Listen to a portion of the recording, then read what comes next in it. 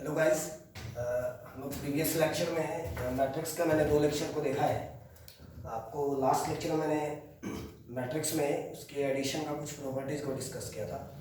उसके आगे का जो नेक्स्ट कॉन्सेप्ट है ना, हमने स्केलर मल्टीप्लिकेशन ऑफ मैट्रिक्स भी पढ़ चुका है और उसी का 2-3 रूल्स है जो हमें ध्यान रखना है क्वेश्चन बनाने में। ये मैं जब भी अगर रूल्स की अगर बात करूँ तो रूल्स नॉर्मल सब्जेक्टिव क्वेश्चन पे ज़्यादा असर तो नहीं डालता, लेकिन जब आप ऑब्जेक्टिव को अप्रोच करते हैं ना तो वहाँ पे ये काफ़ी वैल्यूएबल हो जाता है।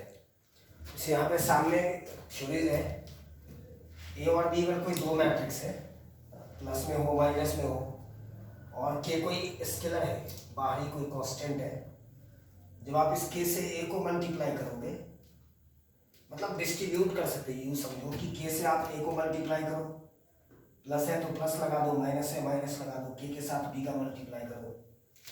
सेकेंड कॉन्सेप्ट है के और एम दोनों स्मॉल लिख रहे हैं, मतलब स्केलर बाहरी रियल नंबर है, और कैपिटल यहाँ पे मैट्रिक्स का बात कर रहा है कि अगर 2 डिफरेंट स्केलर्स है प्लस में, उसकी प्रोडक्ट में अगर ए कोई मैट्रिक्स है तो आप इसको के प्लस एम ए लिख सकते हैं, यानी इस ए को बारी बारी से मल्टीप्लाई कर सकते हैं। तीसरा नंबर प्रॉपर्टी क्या हमारा, के कोई कांस्टेंट है, एम कोई कांस्टेंट है, आप ऐसा करो के बाहर रखो, एम के साथ ए का मल्टीप्लाई कर दो, या फिर एम को बाहर रखो, के के साथ ए का मल्टीप्लाई कर दो, या फिर दोनों का प्रोडक्ट के और एम का करो, फिर ए के साथ मल्टीप्लाई करो, रिजल्ट पे फर्क नहीं पड़ेगा। अब इसकी रिक्वायरमेंट कैसे पड़ेगी ये देख लीजिए, एक क्वेश्चन में इसमें देख लेता हूँ।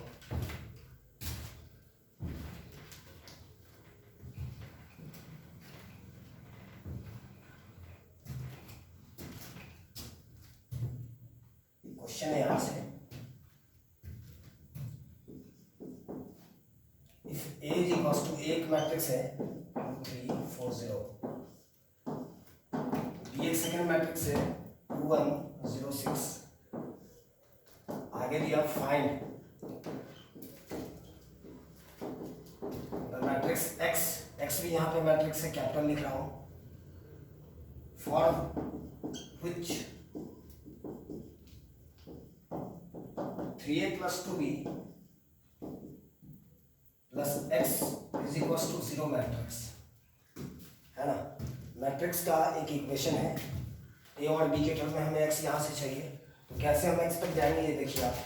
अभी तो मल्टीप्लिकेशन प्रीवियस क्लास में हम लोग हालांकि इस कॉन्सेप्ट को कर चुका, आप क्वेश्चन भी कर रहे होंगे।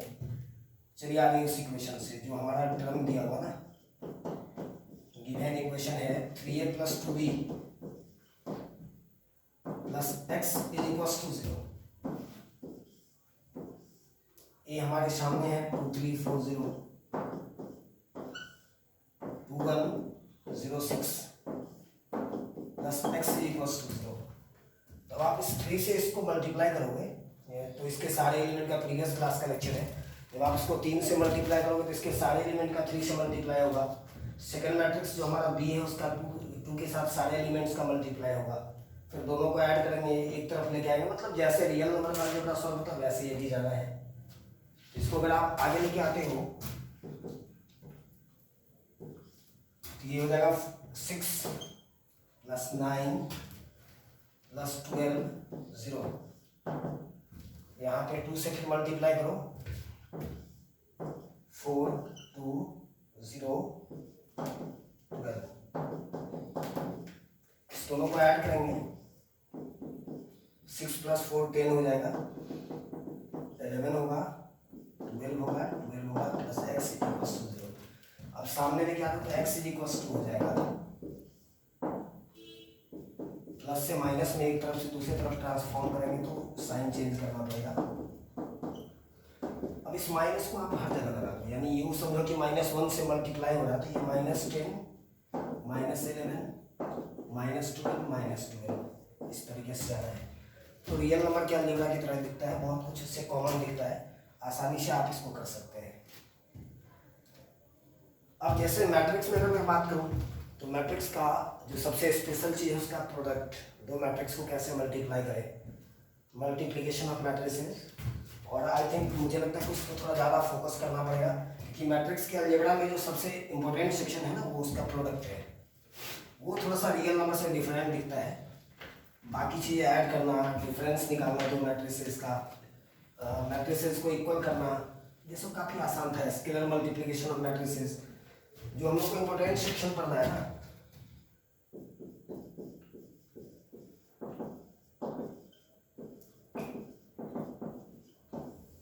Product of matrices.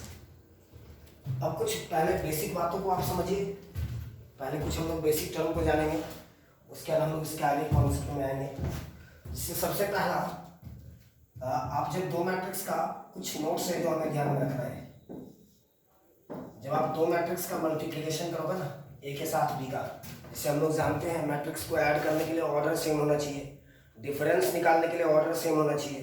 किसी स्केलर से मल्टीप्लिकेशन करना है तो सिंगल मैट्रिक्स का ऑर्डर जैसा भी रहेगा, कोई प्रॉब्लम नहीं है। यहाँ पे कुछ शर्त है जो हमें ध्यान में रखना पड़ेगा।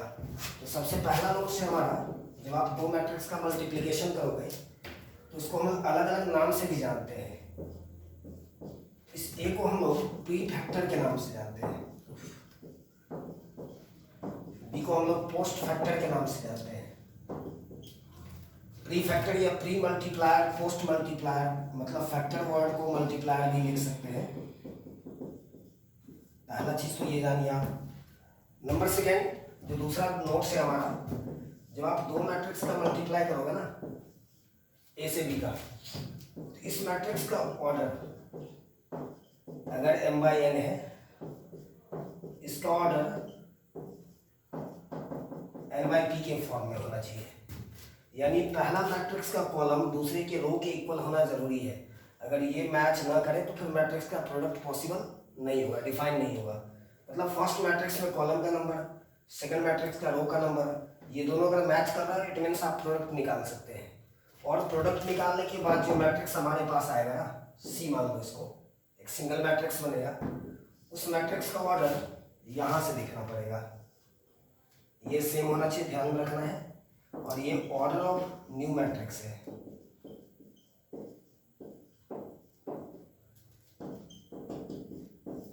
m बाई p बहुत स्पेशल टर्म है, काफ़ी ऑब्जेक्टिव भी इसके ऊपर बनता है।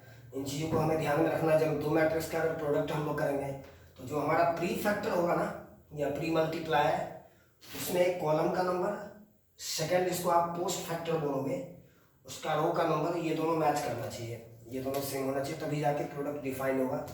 और प्रोडक्ट जब आप निकालोगे तो एक सिंगल मैट्रिक्स ऑब्टेन होगा, उस मैट्रिक्स का ऑर्डर यहाँ से हमें देखना है, जो रेस्ट बच जा रहा है, यानी पहला का रो, दूसरा का कॉलम, इसका रो और कॉलम जाके बनेगा प्रोडक्ट का। इस दो बात को ध्यान में रखना है। अब मैं अभी कुछ इसको मैं थोड़ा सा थ्योरेटिकली देख लूँ, इसी बात को थ्योरेटिकली कैसे लिखा जाएगा, कैसे प्रोडक्ट करने, ये जानेंगे हम लोग।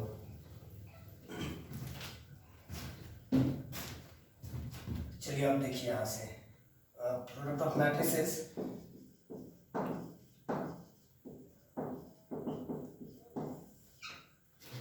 नेट कर दिया, एक मैट्रिक्स है जिसका एलिमेंट ए आई जे है, इसका order m by n। B एक सेकेंड मैट्रिक्स है, इसका element B I J, order n by p। अभी मैंने डिस्कस किया था, पहला का कॉलम, दूसरा का रो, अगर ये मैच करता है तो फिर आप प्रोडक्ट निकाल सकते हैं, इसका प्रोडक्ट पॉसिबल होगा। और साथ ही जो इसका रिजल्ट जो निकल के आएगा ना, मैं लेट कर लेता हूँ, लेट एंड सॉरी सी एक मैट्रिक्स है, C I J, order m by p, यानी ये हम लोग के सी ए बी का प्रोडक्ट है, सी यहाँ पर ए बी का प्रोडक्ट है। तो ये सी आई जे कैसे निकालना है, प्रोडक्ट वाले मैट्रिक्स का जो प्रोडक्ट निकल के आएगा उसका ये एलिमेंट सी आई जे कैसे पता करेंगे, वेयर, देखिए इसकी प्रोडक्ट को कैसे डिफाइन किया गया है। C I J is equal to sigma A I N, चाहे के ले लीजिए, इनटू बी के जे, के का रिजल्ट 1 से लेकर के n तक। इस तरीके से इसके प्रोडक्ट को डिफाइन किया गया। जब मैं इसको एक्सपेंड करूं तो एक रिजल्ट आपके सामने निकल के आएगा, सी I J is equal to, जब आप इस प्रोडक्ट को आप एक्सप्लेन करोगे, मतलब के का रिजल्ट सिग्मा हम जानते हैं, समेशन की बात कर रहा है, के का रिजल्ट आप 1 रिप्लेस करेंगे, 1 2 3 4, सिग्मा में कैसे ज़्यादा होता है हमें पता होना चाहिए। ये इस तरह से होगा, A I one into B one J plus A I two into B two J plus A I three into B three J AIN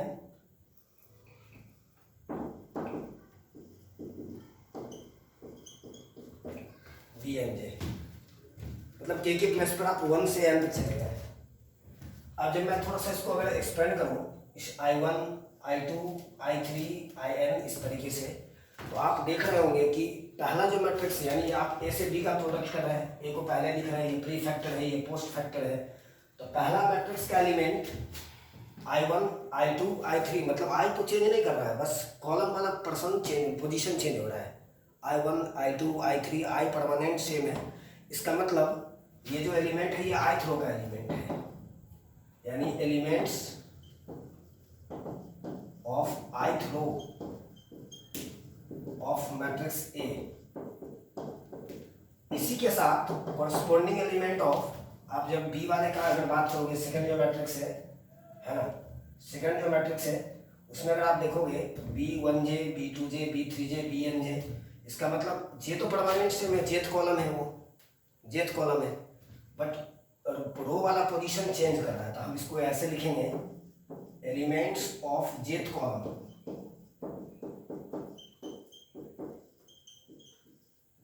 of matrix B, है ना।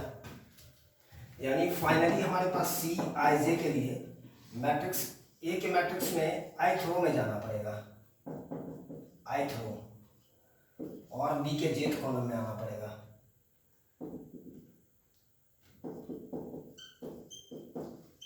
कुछ इसी तरीके से हम लोग इसके प्रोडक्ट को निकालने वाले हैं।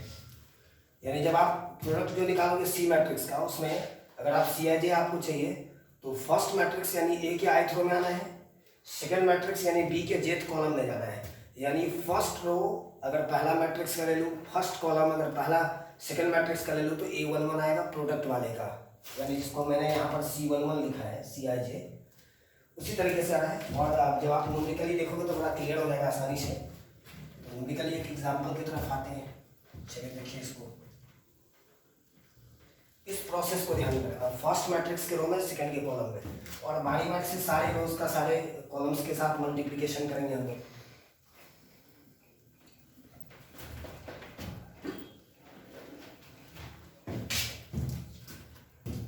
एक क्वेश्चन है यहाँ से, ये कोई मैट्रिक्स है 2 3 और 5,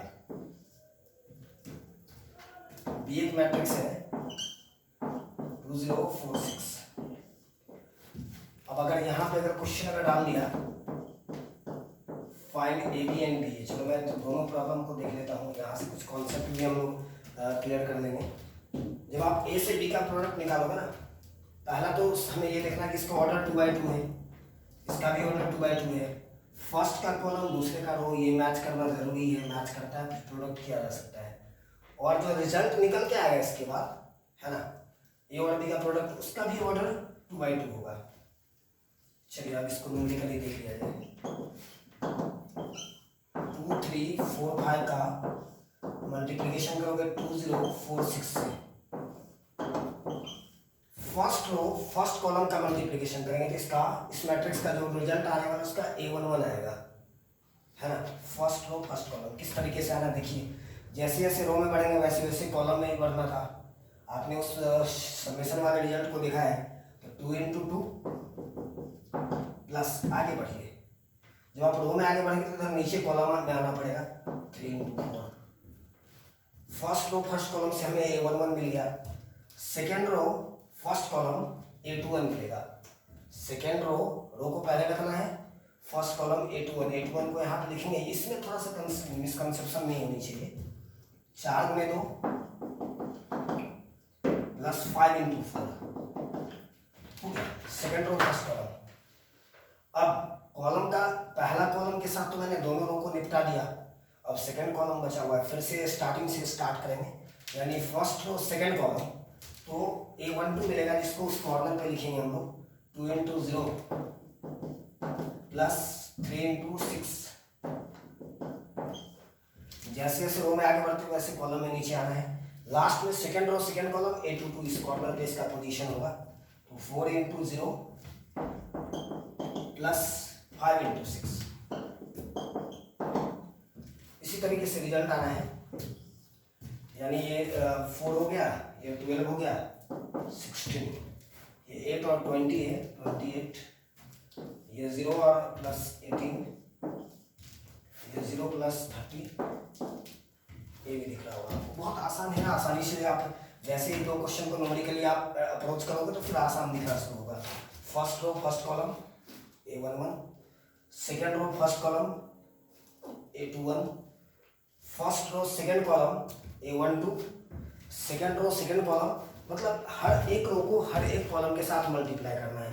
और प्री फैक्टर में हमेशा रो को अप्रोच करेंगे, पोस्ट फैक्टर में यानी बाद वाले मैट्रिक्स में हमेशा कॉलम को अप्रोच करेंगे। हर एक रो को हर एक कॉलम के साथ मल्टीप्लाई करना है। एलिमेंट का पोजीशन भी उसी से पता चलेगा। First row first column A11, first row second column A12, इस तरीके से जाना है। जब आप इसी में बी का बात करोगे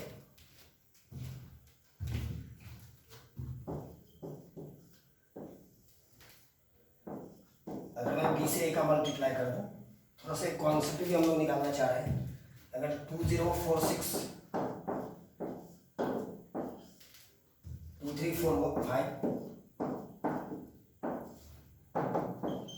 first row first column 2 into 2 4 हो जाएगा, प्लस 0 इंटू 4 तो 0 ही रहेगा। 4 इंटू 2 8, 6 इंटू 4 24।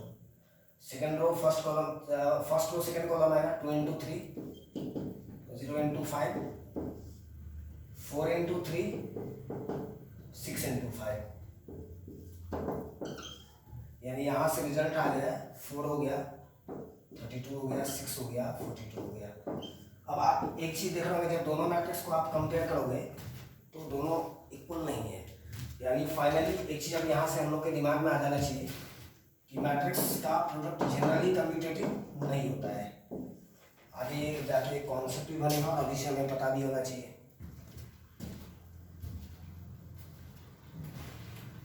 तो आज इस तरह से कुछ न्यूमेरिकल क्वेश्चंस को हमें देखना है। जैसे आप देखोगे मैट्रिक्स में एक फेमस पैटर्न है जो बराबर यूज होता है इस टर्म में। जैसे क्वेश्चन एक बार देखो,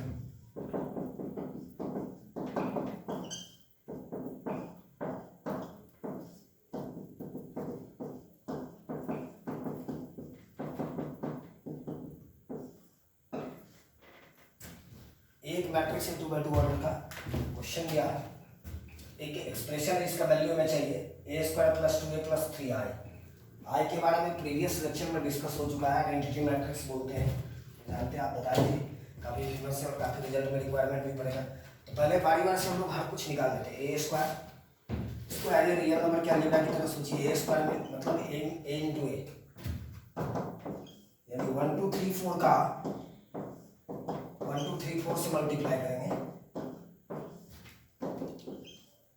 first row first column 1 into 1 2 into 3 6 हो जाएगा। Second row first column 3 + 12, second first row second column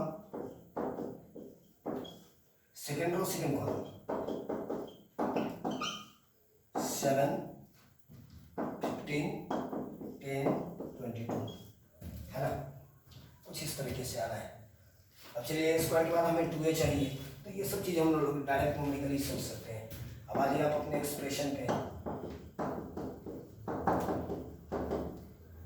a² का रिजल्ट हमने 7 10 15 22 निकाला है। ये स्केलर मल्टीप्लिकेशन है का 2 के साथ और 3i। अब आइडेंटिटी मैट्रिक्स हम लोग वैसे सेलेक्ट करेंगे ना कि सामने वाले मैट्रिक्स का ऑर्डर क्या है, क्योंकि आपको पता है दो मैट्रिक्स ऐड तभी होगा जब उसका ऑर्डर सेम होगा। इसका ऑर्डर 2x2, इसका ऑर्डर 2x2, तो इसका भी ऑर्डर 2x2 रहना चाहिए। अब यहाँ से सबको मल्टीप्लाई कर दो, उसे फिर ऐड कर दो, एक स्टेप के बाद आपको कर जाना है, ये काम कर सकते हैं आप। इसके कुछ प्रॉपर्टीज है जो हमें दिमाग में रखना है। काफ़ी क्वेश्चन होगा चैप्टर के अंदर में, अगर आप एनसीईआरटी भी अप्रोच करते तो काफ़ी प्रॉब्लम्स है, अदर बुक्स को भी अगर आप देख रहे हैं तो काफ़ी प्रॉब्लम्स इसमें मिलेगा। इसलिए कुछ प्रॉपर्टीज को हमें जानना है।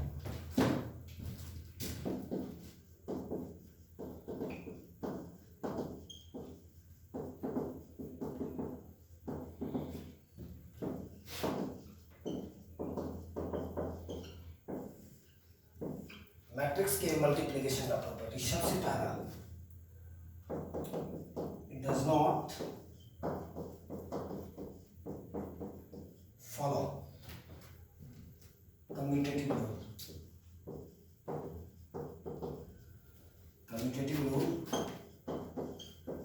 जनरली आपने पहला प्रोडक्ट के पहला क्वेश्चन में देखा भी है। ये बहुत स्पेशल केस है जो आगे इन्वर्स के अंदर डिस्कस करेंगे। ए बी और बी इक्वल भी होगा, बशर्ते वो इन्वर्स का केस है। यहाँ पे जनरली सेम नहीं होता। अगर दो डिफरेंट मैट्रिक्स आप ले लीजिए, अगर इन्वर्स वाला केस ना हो तो फिर ए बी और बी जनरली सेम नहीं होगा। दूसरा, ये एसोसिएटिव लॉ को फॉलो करता है, इस पर भी काफ़ी प्रॉब्लम्स होगा। अगर ए बी सी तीन मैट्रिक्स प्रोडक्ट में आप ए से बी का पहले मल्टीप्लाई करो, जितना रिजल्ट बनेगा उसके साथ सी का मल्टीप्लाई करो, या आप चाहते हैं कि अगर बी और सी का मल्टीप्लाई पहले कर दो फिर ए के साथ, दोनों रिजल्ट सेम होगा। काफ़ी स्पेशली ध्यान रखेंगे। तीसरा, डिस्ट्रीब्यूटिव लॉ। अगर a इंटू बी प्लस सी है तो आप इसको ए बी प्लस ए सी लिख सकते हैं। अगर माइनस है, ओवर एडिशन, ओवर सब्सट्रैक्शन, ए के साथ बी का प्लस है तो प्लस लगाइए, बी ए के साथ सी का। डिस्ट्रीब्यूटिव लॉ को फॉलो करता है। फोर्थ, किसी भी मैट्रिक्स को आप इसको ऐसे बोलो, एग्जिस्टेंस ऑफ मल्टीप्लिकेटिव आइडेंटिटी।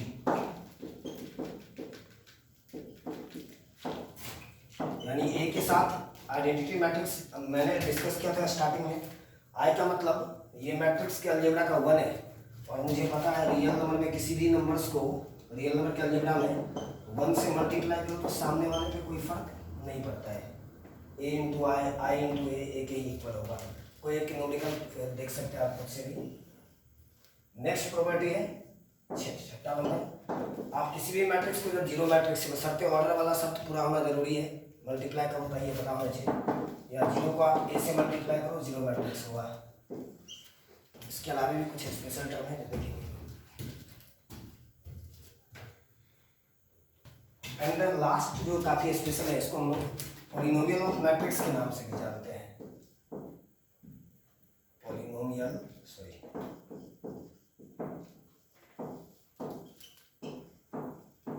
ये जस्ट लाइक फंक्शन का टर्म है यहाँ पे।